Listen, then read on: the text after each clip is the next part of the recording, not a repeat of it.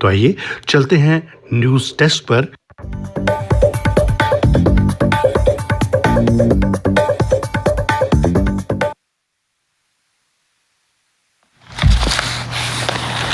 धन्यवाद शिव मोहन।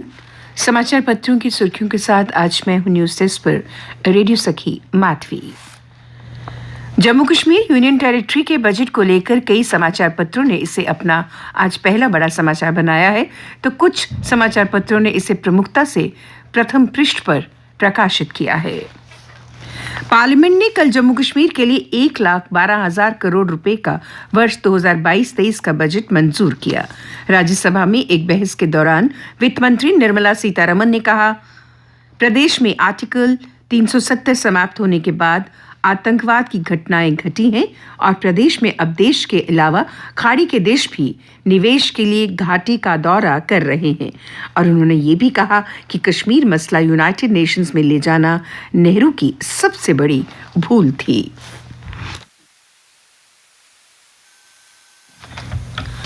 आज का दूसरा बड़ा समाचार, जिसे समाचार पत्रों ने कई समाचारों ने इसे पहला बड़ा समाचार बनाया और कई पत्रों ने प्रमुखता से प्रकाशित किया है।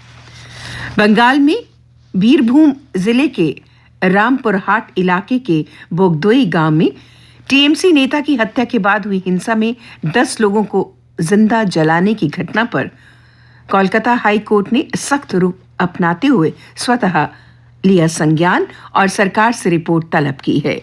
केंद्र सरकार ने हाई कोर्ट से कहा कि वो सीबीआई से जांच कराने को तैयार है। डर के मारे कई परिवारों ने छोड़ा गांव।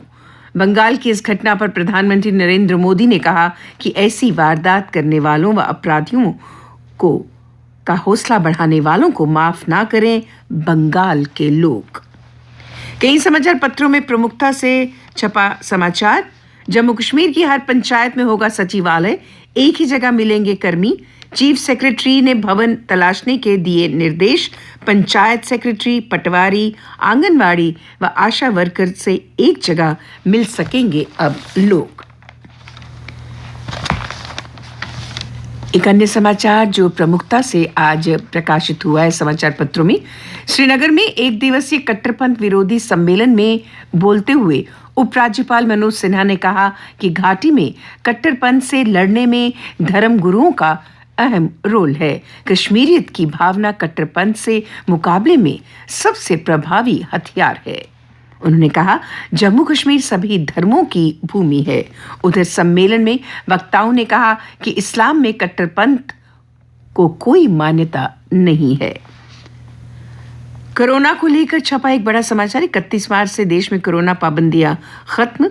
मास्क व सफाई अब भी जरूरी, लेकिन राज्यों को स्वास्थ्य मंत्रालय के दिशा निर्देश मानने होंगे। राज्य भी कोरोना हालात को देखते हुए जरूरी कदम उठा सकते हैं।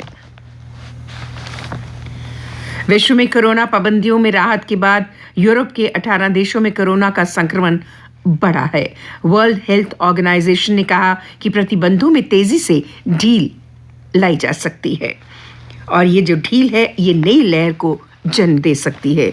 पिछले 24 घंटे में चीन में 2,591 नए मामले सामने आए हैं। कोरोना से संबंधित हमारे प्रांत की क्या हालत है उसके बारे में 7 यात्रियों सहित 26 नए मामलों की पुष्टि।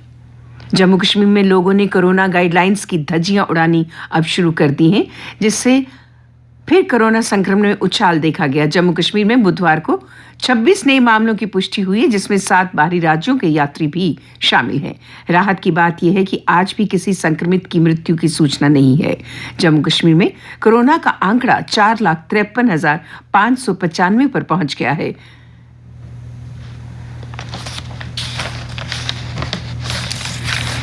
शहीदी दिवस पर भाजपा और बजरंग दल ने कई कार्यक्रमों का आयोजन किया।